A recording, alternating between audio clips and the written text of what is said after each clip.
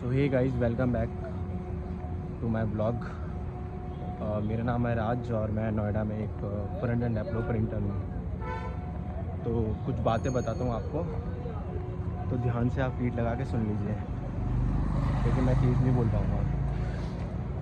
एक हफ्ते से यानी मतलब बहुत टाइम से ना बहुत कलेश हो रहा था घर में।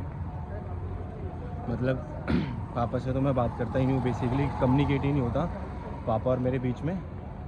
तो मम्मी से थोड़ा बहुत पहले होता था, अब क्या सिर्फ कलेश ही कलेश होता है घर में मम्मी से। वो शायद रीज़न भी मेरा ही है, शायद मैं फ्रस्ट्रेट होता हूँ अपने आप से, इसलिए। तो मतलब कुछ भी ऑफिस 9:30 बजे तक पहुँचता हूँ, फिर कुछ भी मम्मी पूछती है तो मैं सिर्फ उल्टा ही जवाब देता हूँ। पता नहीं क्यों होता है ये मेरे से, शायद मैं फ्रस्ट्रेट हूँ इसलिए। तो मेरे घर में ना मेरी वजह से सब परेशान है, चाहे वो मम्मी हो, चाहे पापा हो, चाहे मेरी बहन हो। तो मेरे पापा, इवन सभी के पापा पूछते होंगे कि भाई क्या कर रहा है, क्योंकि मैंने 3-4 महीने से घर में ना पैसे नहीं दिए। तो पापा पूछते हैं कि क्या कर रहा है बेटा, क्या करना है आगे। तो मैं कुछ बता ही नहीं पाता, कहाँ से बताऊँ, क्योंकि मुझे खुद नहीं पता कि मैं क्या करूँ आगे। तो मैं पापा को कहाँ से जवाब दूँ।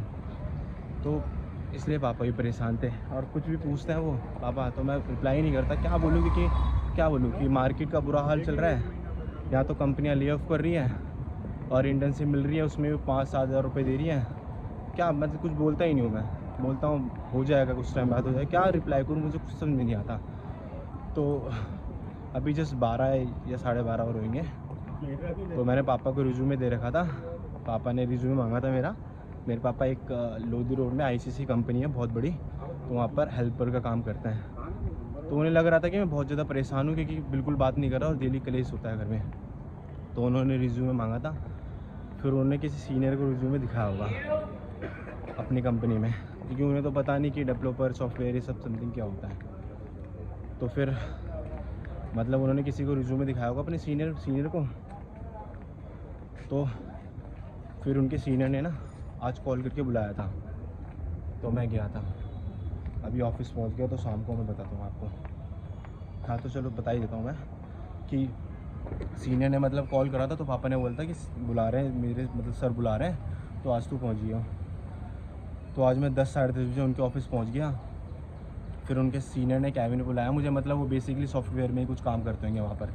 तो उन्होंने बुलाया मुझे, और बुलाने के बाद 1 मिनट, और बुलाने के बाद मेरे को बस ये दुख है कि उन्होंने पापा को ही बुला दिया मेरे। और मेरे पापा जस्ट मतलब पीछे बैठ गए थे, सीनियर सामने बैठा था जो मतलब बात कर रहा था मेरे से, और पापा पीछे बैठे थे। अब एक तो मेरे को डर लग रहा था कि अगर मैं गलती से अगर कुछ बता नहीं पाया इनको, तो पापा और सुनाएंगे कि बड़ी मुश्किल से एक तो मैं बात कर रहा हूँ तेरे लिए, और तुझे कुछ भी नहीं आता। तो मेरे को ये तो डर नहीं था कि मैं रिजेक्ट हूँ या कुछ सेलेक्ट हूँ, कुछ मेरे को डर नहीं था। मेरे को बस ये डर था कि पापा। सो हाय गाइस, सो आज तो मेरा मूड बहुत अच्छा है, क्योंकि आज सैटरडे है और कल मेरा ऑफ है, तो इसलिए मूड अच्छा है। हाँ तो कल मैं कहाँ था, कल तो मूड बहुत ख़राब था। तो मतलब इंटरव्यू देने, मतलब सीनियर के पास गया था मैं, पापा ने पोस्ट लगाई थी। 1 मिनट यार, ये तो लोग देखते हैं ना, बहुत ऑकवर्ड सा फील होता है। हाँ जी, तो मैं गया, पीछे मेरे पापा बैठे हुए थे जस्ट, और आगे एक बहुत सीनियर बैठे हुए थे, और उसके बगल में एक लड़का बैठा हुआ था, मतलब होगा 28-30 साल का ही होगा, वो भी शायद टीएल है समथिंग। तो उन्होंने मेरे से हर चीज़ पूछा नॉर्मली, और जो मतलब सीनियर था ना, जो मेन बंदा था, उसने बड़े प्यार से, बड़ी हम्बल से ना बहुत अच्छी तरह से बात करा कि क्या करना है आपको आगे, अभी क्या कर रहे हो। तो मैंने उसको हर चीज़ बताया। फिर उसने बोला कि देखो हमारी कंपनी में तो हो नहीं पाएगा, क्योंकि बिना बीटेक के हम लोग लेते नहीं हैं, बट मैं आपका रेफरेंस लगा देता हूँ कहीं ना कहीं, तो मैं आपके पास कॉल आ जाएगा जहाँ मैं आपका रेफरेंस लगाऊंगा। तो आई विश कि मेरा हो जाए, क्योंकि वो बहुत मतलब सीनियर लग रहे थे, लग रहा था कि हाँ अच्छी खासी उनकी जान पहचान होगी। तो आई होप कि मेरा हो जाए कहीं ना कहीं। तो उन्होंने बोला 1 हफ्ते में मैं आपका कहीं ना कहीं करा दूँगा, और अगर नहीं होता तो मेरे को आप बताना, फिर मैं कहीं ना कहीं और बात चलाता हूँ आपके लिए।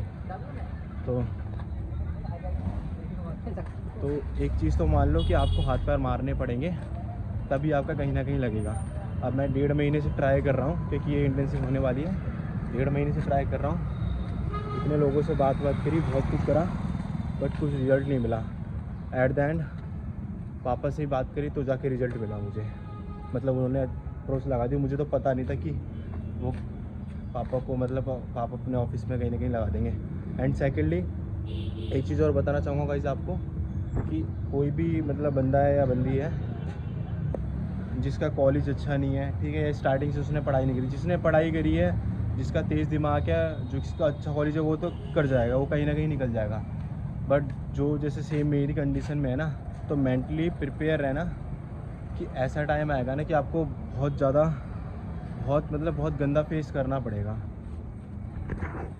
यार गर्मी कितनी हो रही है। हाँ, तो मेंटली प्रिपेयर रहना कि ऐसा टाइम भी आ सकता है आपको कि बहुत ज़्यादा गंदा आपको फेस करना पड़ेगा, और रियल में करना ही पड़ेगा। मेरे मतलब जो आपने सोचा नहीं होगा ना, वो भी आपको फेस करना पड़ेगा। मेरे को भी फेस करना पड़ रहा है। तो हाँ गाइस, मैं कहा था, मैंने आपको बताया था ना कि अगर आप इस फील्ड में आना चाह रहे हो तो मेंटली प्रिपेयर हो के आना कि जो आपने सोचा नहीं होगा ना, वो होगा, और वो पेन आपको सहना पड़ेगा, तभी आप आगे मतलब इस पेन को फेस करके आगे जाके कुछ हो पाएगा। और वो कितने दिन तक और कितने महीने तक, कितने साल तक फेस करना पड़ेगा, ये तुम्हें भी नहीं पता होगा, मुझे भी नहीं पता, किसी को नहीं पता ये, ठीक है।